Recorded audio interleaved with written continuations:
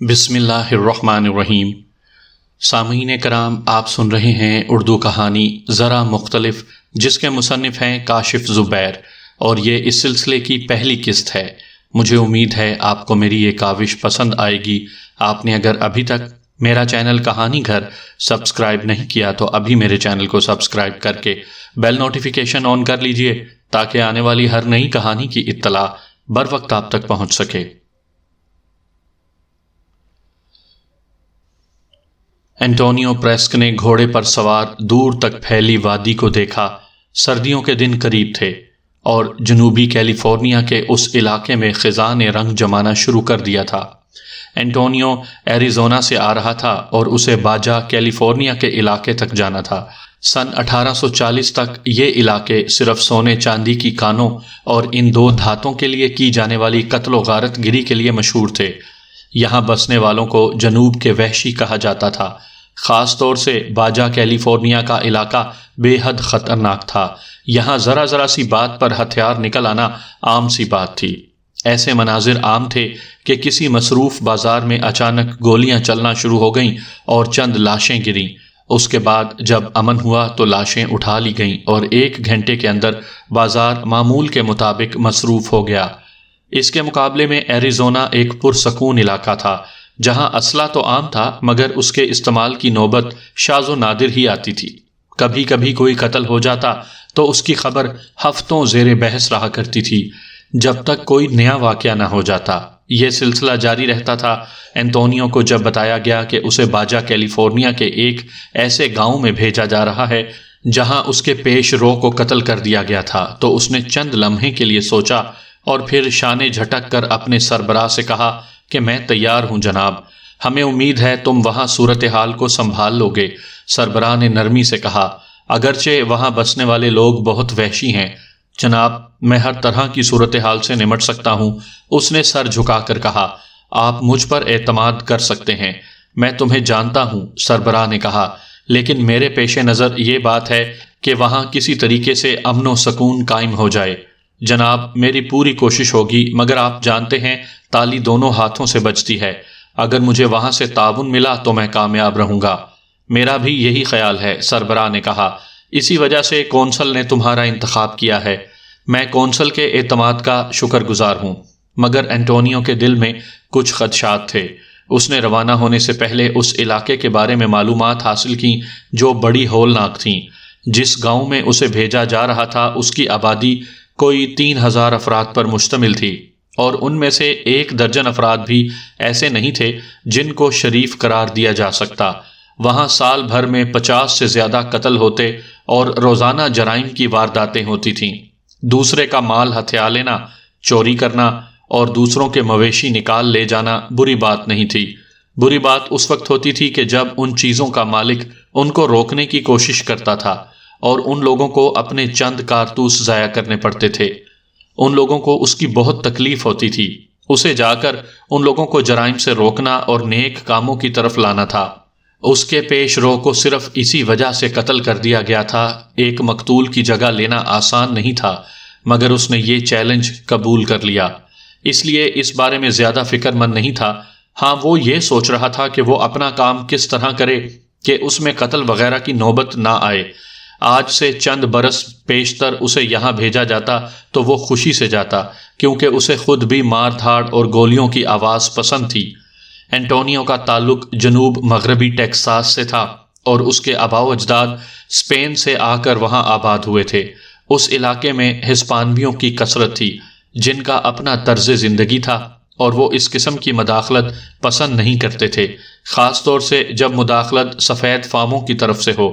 عجیب بات ہے، امریکہ کو دریافت کرنے والے اور یورپ سے آنے والے ہسپانوی نژاد میکسیکن باشندے خود کو سفید فام نہیں کہتے ہیں، اور ان کے نزدیک یورپ کی دوسری اقوام سفید فام ہیں۔ خاص طور سے وہ انگریزوں سے چڑھتے ہیں اور اپنی پسماندگی کا ذمہ دار انگریزوں کو قرار دیتے ہیں، اگرچہ امریکہ کی آزادی میں ان کا کردار نہ ہونے کے برابر تھا۔ اینٹونیو بھی اپنے آباء و اجداد کی طرح سفید فاموں کو اپنے مصائب اور پسماندگی کا ذمہ دار سمجھتا تھا، اور اس بارے میں ان لوگوں سے انتقام لینے کی آرزو رکھتا تھا۔ اس نے صرف 12 سال کی عمر میں آتشی اسلحے کا استعمال سیکھ لیا تھا، حالانکہ اس زمانے میں یہ نیا آیا تھا اور ہر کسی کے پاس نہیں ہوتا تھا۔ اینٹونیو کا ایک چچا معروف بدمعاش تھا اور سب سے پہلے جدید اسلحہ بھی وہی لے کر آیا تھا۔ اسی نے ننھے اینٹونیو کو اسلحہ چلانا سکھاتے ہوئے کہا تھا، کبھی اپنے دشمن پر گولی چلاتے ہوئے مت ہچکچانا، اس کھیل میں وہی مارے جاتے ہیں جو ہچکچاتے ہیں۔ اینٹونیو نے چچا کی یہ بات گرہ میں باندھ لی تھی اور اس کی وجہ سے کم از کم 2 مواقع سے اس کی جان بچی تھی۔ ایک بار ڈاکوؤں نے اس کے باس کے گلے کو لوٹ لے جانے کی کوشش کی تھی۔ ڈاکو تعداد میں زیادہ اور اسلحے سے لیس تھے۔ ایک ڈاکو نے اینٹونیو کے گلے سے سونے کی چین اتارنے کی کوشش کی تھی۔ اینٹونیو نے مزاحمت کی تو اس نے پستول نکال لیا تھا۔ اینٹونیو نے جب اس کی آنکھوں میں دیکھا تو اس نے جان لیا ڈاکو نے اسے قتل کرنے کا فیصلہ کر لیا تھا۔ اس نے بے حد پھرتی سے اپنا پستول نکالا اور ڈاکو سے پہلے گولی چلا کر اسے ڈھیر کر دیا۔ اس پہلے فائر کے بعد وہاں جنگ چھڑ گئی۔ اس میں اینٹونیو نے مزید 2 ڈاکو ہلاک کر کے ان کو اتنا خوف زدہ کر دیا کہ وہ برتر ہونے کے باوجود بھاگ نکلے۔ اس واقعے کے بعد اینٹونیو کے نشانے اور دلیری کی دھوم مچ گئی تھی اور اسے ایک اور بڑے گلہ بان نے اپنے گلے کی رکھوالی کے لیے ملازم رکھ لیا۔ دوسرا موقع اس وقت آیا جب وہ ایک بار میں بیٹھا وسکی پی رہا تھا کہ اچانک ایک بدمعاش سوڈی اندر آیا۔ اس کا بھائی ایک مقابلے میں اینٹونیو کے ہاتھوں مارا گیا تھا اور وہ اس کا بدلہ لینے آیا تھا۔ اس نے آتے ہی اینٹونیو پر فائر کیا تھا اور اس کی خوش قسمتی کہ سوڈی کا ہاتھ بہک گیا اور گولی بار ٹینڈر کو جا لگی۔ اس سے پہلے کہ سوڈی دوسرا فائر کرتا، اینٹونیو نے پھرتی سے اپنا پستول نکال کر اس پر فائر کیا اور پھر اس وقت تک فائر کرتا چلا گیا جب تک سوڈی لڑکھڑاتا ہوا بار سے باہر نہیں جا گرا۔ اس نے موقع پر دم توڑ دیا تھا۔ بار ٹینڈر بچ گیا جس کے شانے پر گولی لگی تھی۔ اس واقعے کے بعد جرائم پیشہ افراد اس کے سائے سے بھی بچنے لگے تھے۔ وہ جہاں ہوتا وہاں کا رخ کرنے سے گریز کرتے تھے۔ عمر کے 30 برس تک وہ انہی کاموں میں مصروف رہا تھا۔ اس کے بعد اچانک ہی اس کا دل ان سب کاموں سے بیزار ہو گیا اور اس نے جب مار دھاڑ کو ترک کر دیا تو اسے علاقہ بھی چھوڑنا پڑا، ورنہ اس کے دشمن اسے نہیں چھوڑتے۔ اس نے ٹیکساس سے ایریزونا کا رخ کیا اور وہاں ایک چھوٹے سے گاؤں میں سکونت اختیار کر لی، اور جب دل زیادہ ہی بیزار ہو گیا تو اس نے اس ادارے میں شمولیت اختیار کر لی۔ ضروری تربیت کے بعد اسے یہیں تعینات کر دیا گیا تھا اور وہ بہت دل جمعی سے اپنے فرائض منصبی انجام دینے لگا۔ 2 سال بعد اسے ادارے کے صدر دفتر بلایا گیا۔ اس کا خیال تھا کہ اس سے کوئی کوتاہی ہوئی ہے، مگر جب اسے بتایا گیا کہ اسے باجا کیلیفورنیا بھیجا جا رہا ہے اور اس کا انتخاب خاص طور سے ہوا ہے تو اس نے سکون کا سانس لیا۔ سابقہ زندگی کے پس منظر میں یہ جگہ اس کے لیے مسئلہ نہیں تھی، مگر اب اسے اپنی ذمہ داریوں کا احساس تھا، اس لیے وہ کسی قدر فکر مند تھا۔ وہ اپنا سامان لے کر گھوڑے پر روانہ ہوا تھا۔ اس کے پاس ایک رائفل اور ایک پستول، دونوں اس کے لیے آزمودہ اور اپنے کام کے لحاظ سے بہترین ہتھیار تھے۔ اسے اپنے پرانے علاقے سے بھی گزرنا تھا۔ وہاں اکثر لوگ اس کے دوست اور کچھ دشمن بھی تھے۔ اس زمانے میں وہاں ریل نہیں آئی تھی اور آمد و رفت زیادہ تر گھوڑوں کی مدد سے ہوتی تھی۔ اس نے گھوڑے پر سفر کرنے کو ترجیح دی۔ اس طرح وہ اپنا گھوڑا بھی ساتھ لے جا رہا تھا۔ ہتھیاروں کی طرح یہ بھی اس کا پرانا ساتھی تھا اور اس نے اس کی پشت پر بہت طویل سفر کیے تھے۔ تیسرے دن وہ اس وادی میں داخل ہوا تھا جس میں دور دور تک کوئی زی رو نظر نہیں آ رہا تھا۔ چرواہے بھی اپنے جانور لے کر جا چکے تھے۔ شاید اب وہاں خزاں رسیدہ گھاس کے علاوہ کچھ نہیں تھا، مگر نہیں، یہ اس کی غلط فہمی تھی۔ شام کے قریب وہ ایک تنگ سی گھاٹی سے گزر رہا تھا جس کے دونوں اطراف اونچی چٹانیں تھیں اور گھاٹی کے وسط میں ایک چھوٹی سی ندی بہہ رہی تھی۔ کچھ دیر پہلے انٹونیو نے اس کے سرد اور شیریں پانی سے اپنی پیاس بجھائی۔ اس کا اندازہ تھا کہ وہ 1 ہفتے میں اپنی منزل مقصود تک پہنچ جائے گا اگر راستے میں کوئی گڑبڑ نہ ہوئی تو، اور اب تک کا سفر پرسکون اور بغیر کسی گڑبڑ کے گزرا تھا۔ اسے امید تھی کہ باقی سفر بھی اسی طرح سکون و عافیت سے گزر جائے گا۔ اچانک ہی اسے گولیاں چلنے کی آواز سنائی دی تو اس نے گھوڑے کی لگام کھینچ لی۔ اس کی متجسس نگاہیں چاروں طرف دیکھ رہی تھیں۔ جلد اسے اندازہ ہو گیا کہ فائرنگ کی آواز گھاٹی کے پار سے آ رہی تھی، اور اس کا اندازہ ایسا تھا جیسے 2 گروہ آپس میں برسرے پیکار ہوں۔ اس نے گھوڑے کو ایڑ لگائی اور اسے دوڑاتا ہوا گھاٹی کے پار پہنچ گیا۔ اس نے بلندی سے دیکھا، ایک پیالہ نما وادی کے وسط میں ایک رکی ہوئی بگی کے آس پاس کم سے کم 3 لاشیں پڑی تھیں، اور نصف درجن افراد مختلف سمتوں سے بگی کی طرف گولیاں برسا رہے تھے۔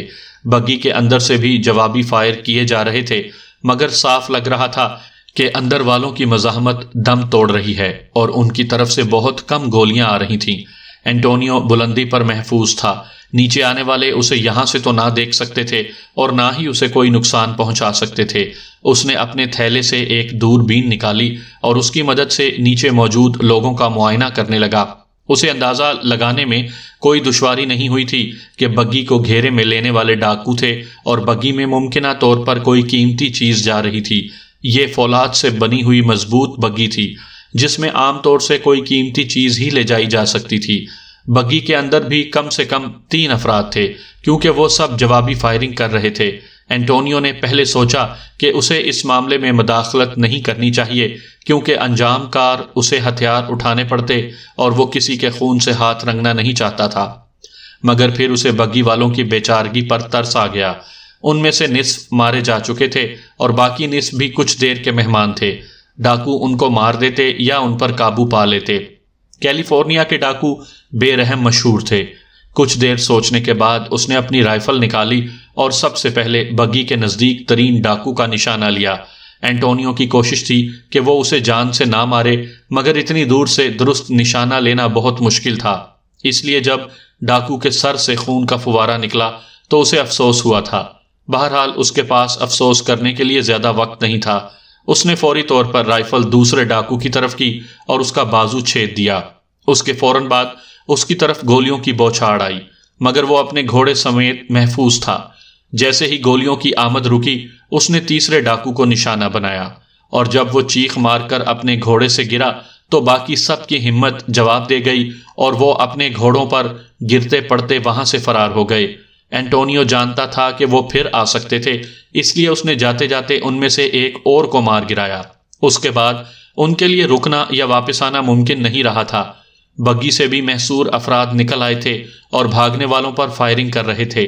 وہ اتنے غصے میں تھے کہ انہوں نے اس زخمی کو جس کے بازو میں گولی لگی تھی اور گھوڑا اسے گرا کر بھاگ گیا تھا، گولی مار کر ہلاک کر دیا۔ اینٹونیو گھوڑے پر سوار ہو کر نیچے پہنچا۔ اس نے افسوس سے اس زخمی کی لاش دیکھی اور ان تینوں سے کہا، تم نے بلا وجہ اسے مار دیا۔ ہمیں افسوس ہے، ان میں سے ایک عمر رسیدہ شخص نے سامنے آ کر کہا، مگر انہوں نے ہمارے ساتھیوں کو بے دردی سے مار ڈالا، ہمیں اس کا غصہ تھا۔ اینٹونیو نے جائزہ لیا، ان کے 3 ساتھی ہلاک ہو چکے تھے اور 4 ڈاکو بھی مارے گئے تھے۔ اس نے ادھیڑ عمر شخص سے پوچھا، انہوں نے کیوں حملہ کیا تھا؟ ہمارے پاس کچھ سونا ہے، ادھیڑ عمر شخص نے ذرا محتاط انداز میں کہا۔ انہوں نے اسے چھیننے کے لیے حملہ کیا تھا۔ کچھ سونے کی خاطر تم لوگوں نے 7 افراد کی جانیں گنوا دی، انہوں نے موقع کہاں دیا تھا؟ یہ تینوں تو پہلے ہی مار دیے تھے، اور ہم چھپ کر جانے نہ بچاتے تو ہم بھی مارے جاتے، وہ ناگواری سے بولا۔ ان 3 کو تو تم نے مارا ہے، ہاں میں ایسا نہ کرتا تو یہ تمہیں مار دیتے۔ اس اثناء میں اندھیرا ہو چکا تھا، اس لیے اینٹونیو نے اسی جگہ رکنے کا فیصلہ کیا۔ ادھیڑ عمر شخص مورفیس رائڈ سونے کا تاجر تھا اور کیلیفورنیا کی کانوں سے سونا خرید کر لے جا رہا تھا۔ راستے میں ان ڈاکوؤں نے حملہ کر دیا۔ مورفیس کے ملازمین نے لاشوں کو دفنا دیا اور پھر رات کے کھانے کی تیاری میں لگ گئے تھے۔ ان لوگوں کے پاس خشک گوشت، پنیر، انڈے اور روٹی بھی تھی۔ کئی دن بعد اینٹونیو نے ڈھنگ سے کھانا کھایا تھا۔ کھانے کے بعد مورفیس نے قیمتی شراب کی بوتل نکالی، مگر اینٹونیو نے معذرت کر لی تھی۔ میں نہیں پیتا۔ نہیں پیتے؟ مورفیس نے حیرت سے کہا، کیا کوئی طبی مسئلہ ہے؟ نہیں، ایسی بات نہیں ہے۔ تو کیا کبھی پی ہی نہیں؟ نہیں، چند سال پہلے تک میں بہت پیتا تھا، مگر اب چھوڑ دی ہے۔ تمہاری مرضی دوست۔ مورفیس نے بوتل کھول لی۔ یہ تمہارے نام۔ اگر تم نہ آتے تو آج اس ویرانے میں ہماری لاشیں پڑی ہوتی اور ڈاکو سونا لوٹ کر لے جا چکے ہوتے۔ تمہاری جان میں نے نہیں، خداوند نے بچائی ہے، اس نے دھیمے لہجے میں کہا۔ پھر بھی وسیلہ تو تم بنے، اس نے اصرار کیا۔ شاید، اس نے کہا اور اپنا کمبل اوڑھ لیا۔ رات کو خاصی سردی ہو جاتی تھی اور کمبل کے بغیر سونا ممکن نہیں تھا۔ ذرا فاصلے پر آگ جل رہی تھی۔ مورفیس کا ایک آدمی پہرا دے رہا تھا، جبکہ دوسرا سو چکا تھا۔ وہ آدھی رات کے بعد پہرا دیتا۔ صبح جب اینٹونیو ناشتے کے بعد جانے کے لیے تیار ہوا تو مورفیس نے اسے ایک تھیلی دی۔ یہ میری طرف سے تمہارے لیے۔ اس میں کیا ہے؟ اینٹونیو نے دریافت کیا۔ کچھ سونا ہے، مجھے اس کی ضرورت نہیں ہے، اس نے بے پرواہی سے جواب دیا اور گھوڑے پر سوار ہو گیا۔ نہ، میں نے اس لیے تمہاری مدد کی تھی۔ جب وہ وہاں سے روانہ ہوا تو مورفیس ہاتھ میں تھیلی لیے حیران سا اسے جاتا دیکھ رہا تھا۔ شاید اسے یقین نہیں آ رہا تھا کہ کوئی اتنی آسانی سے سونا ٹھکرا سکتا ہے۔ اینٹونیو اس روز سارا دن سفر کے بعد شام کے وقت ایک چھوٹے سے صحرائی قصبے میں داخل ہوا جس کی آبادی شاید 500 نفوس پر مشتمل ہوگی۔ وہاں ایک ہوٹل بھی تھا جس کے نیچے بار تھا۔ اگرچہ ہوٹل گندا اور شور سے بھرپور تھا مگر اس کے پاس اس کے سوا اور کوئی جگہ نہیں تھی، اس لیے اس نے ایک کمرہ لے لیا۔ اسے کمرہ دکھانے والا لڑکا اسے لے کر اوپر آیا۔ کمرہ کسی قدر صاف ستھرا سا تھا۔ برخوردار، تمہارا نام کیا ہے؟ رچرڈ جناب، مجھے رچی بھی کہتے ہیں۔ اینٹونیو نے سر ہلایا۔ یہاں کھانا کیسا ملتا ہے؟ لڑکے نے دروازے کی طرف دیکھا اور آہستہ سے بولا، بہت بکواس۔ اگر آپ کہیں تو میں کھانے کا بندوبست کر سکتا ہوں۔ وہ کہاں سے؟ باہر سے آنے والے مسافروں کے لیے میری بہن کھانا بناتی ہے مگر ہمارے پاس کوئی جگہ نہیں ہے۔ تو کھانا کہاں دیتے ہو؟ اس کے لیے آپ کو میرے گھر چلنا ہوگا۔ اینٹونیو نے سوچا کسی کے گھر جانا اسے مناسب نہیں لگ رہا تھا، اس لیے اس نے انکار کر دیا۔ نہیں، اگر تم کھانا یہاں لا سکتے ہو تو ٹھیک ہے۔ لڑکے کا منہ لٹک گیا تھا۔ یہاں؟ اگر شاویز نے دیکھ لیا تو میری کھال اتار دے گا۔ شاویز کون ہے؟ اس ہوٹل اور بار کا مالک ہے، بہت سخت آدمی ہے، اپنے ملازمین کو ذرا سی غلطی پر بے دردی سے مارتا ہے۔ تم اس کی ملازمت چھوڑ کیوں نہیں دیتے؟ اینٹونیو نے اپنا بیگ الماری میں رکھا۔ اس کے علاوہ یہاں کوئی کام نہیں ہے۔ قصبے کا ہوٹل، استبل اور جنرل سٹور سب شاویز کی ملکیت ہیں۔ تمہاری بہن صرف کھانا بناتی ہے؟ ہاں، کیونکہ وہ جسم بیچنا نہیں چاہتی۔ کیا مطلب؟ اینٹونیو چونکا۔ شاویز چاہتا ہے کہ جولیٹ اس کے بار میں بیٹھے اور یہاں آنے والے گاہکوں کا دل لبھائے۔ اس کا مطلب تھا کہ جولیٹ اچھی لڑکی تھی۔ اینٹونیو نے رچی کو ایک سکہ دیا تو وہ خوش ہو گیا۔ اینٹونیو نے کھانے کے لیے نیچے ڈائننگ ہال میں جانے کا فیصلہ کیا۔ سردی کے باوجود اسے کمرے میں گھٹن محسوس ہو رہی تھی۔ کچھ دیر آرام کرنے کے بعد اس نے نیچے کا رخ کیا۔ بار اور اس کا فرنیچر گھٹیا درجے کا تھا اور وہاں سستی شراب اور تمباکو کی بو رچی ہوئی تھی۔ اس نے ایک دور کی میز کا انتخاب کیا جہاں شور نسبتاً کم تھا۔ کھانے کے بارے میں رچی کا کہنا بالکل درست تھا۔ اینٹونیو نے اتنا خراب کھانا زندگی میں کبھی نہیں کھایا تھا۔ گوشت کی بوٹیاں چمڑے سے زیادہ سخت اور جلی ہوئی تھیں اور سٹوو سے ایسی بو آ رہی تھی جیسے اسے 2 دن پہلے پکایا گیا ہو۔ پوڈنگ کھانے کے لیے ہمت کا ہونا ضروری تھا۔ اس نے چند لقمے کھا کر باقی چھوڑ دیا۔ کھانے کی ادائیگی کر کے وہ باہر آیا۔ اسے رچی کی تلاش تھی۔ رچی اسے بار کے برآمدے میں مل گیا جہاں وہ ایک آدمی کے جوتے پالش کر رہا تھا۔ اینٹونیو نے اسے ملنے کا اشارہ کیا اور خود سڑک کے پاس استبل کی طرف بڑھ گیا۔ اس نے اپنے گھوڑے کے بارے میں استفسار کیا۔ استبل کے رکھوالے نے اسے بتایا کہ گھوڑے کو چارہ دے دیا گیا تھا اور وہ اپنے اسٹال میں تھا۔ اس طرف سے مطمئن ہو کر وہ باہر آیا تو رچی اس کا منتظر تھا۔ یس سر، مجھے کھانے کے لیے اپنے گھر لے چلو۔ رچی مسکرانے لگا۔ میں نے پہلے ہی کہا تھا آپ سے یہاں کا کھانا نہیں کھایا جائے گا۔ ایسا ہی ہوا ہے تو اب چلو، اینٹونیو نے تسلیم کیا۔ میں نہیں جا سکتا، اس نے نفی میں سر ہلایا۔ پھر اس نے جیب سے ایک چھوٹا سا چاندی کا سکہ نکالا۔ آپ خود جا سکتے ہیں۔ سامنے والی گلی میں الٹے ہاتھ کا 5واں مکان ہے، اس کے سامنے پھولوں کی کیاری بنی ہے۔ آپ سکہ دکھائیں گے تو میری بہن آپ کو اندر آنے دے گی۔ یہ کیسا طریقہ ہے؟ مجبوری ہے سر، میں یہاں کام پر ہوتا ہوں اور میری بہن گھر میں اکیلی ہوتی ہے، اس لیے ہم نے یہ طریقہ اختیار کیا ہے۔ ٹھیک ہے۔ اینٹونیو نے سر ہلایا اور اس گلی کی طرف بڑھ گیا۔ وہ اور رچی دونوں بے خبر تھے کہ ایک آدمی ان کو غور سے دیکھ رہا تھا اور جیسے ہی اینٹونیو اس گلی کی طرف بڑھا وہ اس کے پیچھے لگ گیا۔ اینٹونیو کو مکان تلاش کرنے میں کوئی دشواری پیش نہیں آئی تھی۔ دستک کے جواب میں ایک چھوٹی سی کھڑکی سے جولیٹ نے پوچھا، تم کون ہو؟ مجھے رچی نے بھیجا ہے، اس نے دھیمے لہجے میں کہا۔ کس لیے؟ کھانے کے لیے۔ سکہ دکھاؤ، جولیٹ نے مطالبہ کیا۔ اینٹونیو نے سکہ نکال کر کھڑکی کے سامنے کر دیا اور فوراً ہی دروازہ کھل گیا۔ اس کے سامنے ایک گداز بدن کی خوبصورت لڑکی کھڑی تھی۔ اس کے سنہری بال اس کی کمر سے بھی نیچے آ رہے تھے اور اس نے ایک صاف ستھرا فراک پہن رکھا تھا۔ اس نے اینٹونیو کا معائنہ کیا اور پھر اسے اندر آنے کا راستہ دے دیا۔ سامنے ایک چھوٹا سا کچن تھا جس میں 4 افراد کے لیے میز تھی۔ جولیٹ نے اسے ایک کرسی دی اور پوچھا، تم کیا کھانا پسند کرو گے مسٹر اینٹونیو؟ اس نے جواب دیا، کوئی بھی چیز بنا لو مگر اچھی بنی ہو۔ مٹن پائی اور سٹیک کے بارے میں کیا خیال ہے؟ میں شوق سے کھاتا ہوں، اس نے کہا تو جولیٹ فوراً ہی کھانے کی تیاری میں لگ گئی۔ اس نے اینٹونیو کو بتایا، تمہیں پون گھنٹہ انتظار کرنا پڑے گا۔ کوئی بات نہیں، اگر اس دوران میں کافی مل جائے تو میں اس کی بھی ادائیگی کر دوں گا۔ کیوں نہیں؟ جولیٹ نے فوراً کافی کا پانی رکھ دیا۔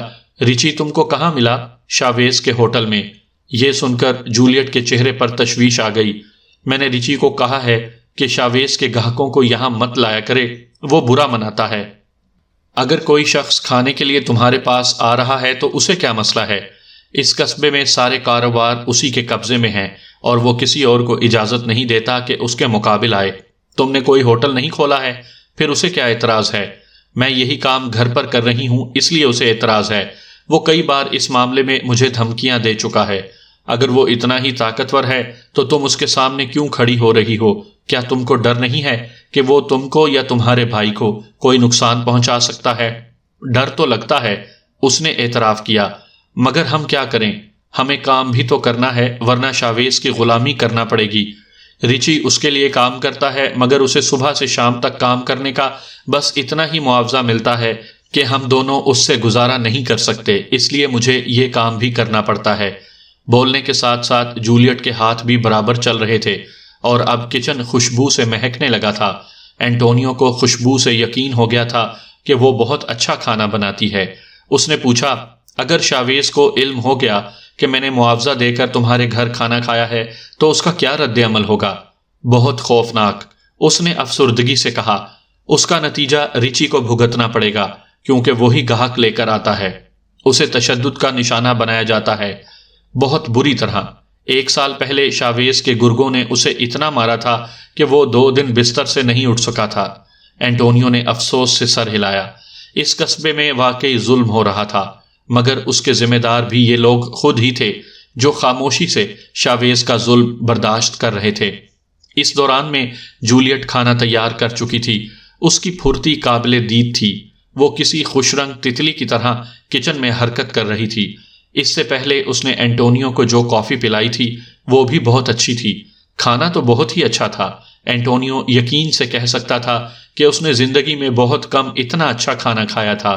وہ کھانے کے دوران اس کی تعریف کر رہا تھا تو جولیٹ کا چہرہ خوشی سے گلنار ہو رہا تھا۔ کھانے کے بعد اس نے اینٹونیو کو ایک بار پھر کافی پلائی۔ اس کا بل بھی بہت مناسب تھا۔ جس وقت اینٹونیو جانے کی تیاری کر رہا تھا، اچانک دروازے پر کسی نے اجڑ پن سے دستک دی۔ جولیٹ کا چہرہ سفید پڑ گیا تھا۔ اس نے ایک نظر اینٹونیو کو دیکھا اور دروازہ کھول دیا۔ فوراً ہی زخمی ریچی لڑکھڑا کر اندر گرا تھا، اس کے سر سے خون بہہ رہا تھا۔ جولیٹ نے چیخ ماری اور بےتابی سے بھائی کو بازوؤں میں لے لیا۔ یہ کیا ہوا ہے ریچی؟ میں بتاتا ہوں۔ دروازے کی طرف سے آواز آئی اور ایک شخص اندر آیا۔ تم دونوں کو منع کیا تھا کہ اپنا کاروبار بند کر دو۔ جوزیو، جولیٹ نے خوف زدہ لہجے میں کہا، یہ آدمی صرف کھانا کھانے آیا تھا، اسی سے تو منع کیا تھا۔ بدماش نظر آنے والا جوزیو غرایا، تو نے سنا نہیں تھا؟ ہم نے کوئی جرم نہیں کیا ہے۔ جولیٹ کسی قدر دلیری سے بولی، اپنا کام کرنا کوئی جرم نہیں ہے، اس قصبے میں یہ جرم ہے۔ یہاں شاویز کی اجازت کے بغیر کوئی بھی کام کرنے والے کا یہی انجام ہوگا۔ اس نے ریچی کی طرف اشارہ کیا۔ ریچی کرا رہا تھا مگر اسے کوئی خطرناک زخم نہیں آیا تھا۔ اینٹونیو نے اندازہ لگایا کہ وہ 2-3 دن میں ٹھیک ہو جائے گا۔ ریچی نے بہن سے کہا، شاویز نے مجھے ملازمت سے نکال دیا ہے اور اس نے ہمیں قصبے سے بھی نکل جانے کا حکم دیا ہے۔ وہ کون ہوتا ہے ہمیں یہاں سے نکالنے والا؟ جولیٹ چلائی۔ شاویز اس جگہ کا مالک ہے، جوزیو نے غرور سے کہا۔ تم دونوں کے پاس کل شام تک کی مہلت ہے۔ سنو، جولیٹ جوزیو کے سامنے تن کر کھڑی ہو گئی، یہ مکان میرا ہے اور مجھے یہاں سے کوئی نہیں نکال سکتا۔ جوزیو نے اچانک ہی جولیٹ کے لمبے سنہری بال پکڑ لیے۔ شاویز سب کر سکتا ہے، چھوڑو مجھے۔ جولیٹ کراہی، مگر جوزیو نے مزہ لینے والے انداز میں بے دردی سے اس کے بال گھمانا چاہے تھے کہ اس کی کلائی جیسے کسی شکنجے میں آ گئی۔ اس نے بو کھلا کر دیکھا تو اینٹونیو نے اس کی کلائی پکڑ رکھی تھی۔ اس نے نرمی سے کہا، عورت پر ہاتھ اٹھانا مردوں کا کام نہیں ہے۔ جوزیو نے جھٹکا دے کر کلائی چھڑانا چاہی تو اینٹونیو کی گرفت اتنی سخت ہو گئی کہ اس نے بل بلا کر جولیٹ کے بال چھوڑ دیے۔ اینٹونیو نے اس کی کلائی چھوڑ دی اور اس موقع سے فائدہ اٹھا کر اس نے اینٹونیو کو مکہ مارنا چاہا، مگر یہ اس کی غلط فہمی تھی کہ اینٹونیو غافل ہے۔ اس نے نہایت آسانی سے جوزیو کا ہاتھ قابو کر کے اسے موڑ کر پشت سے لگا دیا۔ کوہنی پر دباؤ آیا تو جوزیو کی حالت بری ہو گئی۔ اینٹونیو نے اسی حالت میں اسے دروازے تک لے جا کر دھکا دیا اور نصیحت کرنے والے انداز میں کہا، اب ادھر مت آنا۔ 2 بار زور آزمائی کر کے جوزیو کو اندازہ ہو گیا تھا کہ اینٹونیو اس کے بس کی بات نہیں تھا، اس لیے وہ گالیاں اور دھمکیاں دیتا رخصت ہو گیا۔ جولیٹ کا چہرہ زرد ہو رہا تھا۔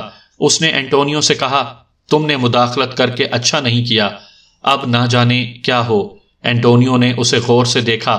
اب کیا ہو سکتا ہے؟ امکان ہے کہ ابھی شاویز کے مسلح غنڈے آئیں گے اور تم اکیلے ان کا مقابلہ نہیں کر سکو گے۔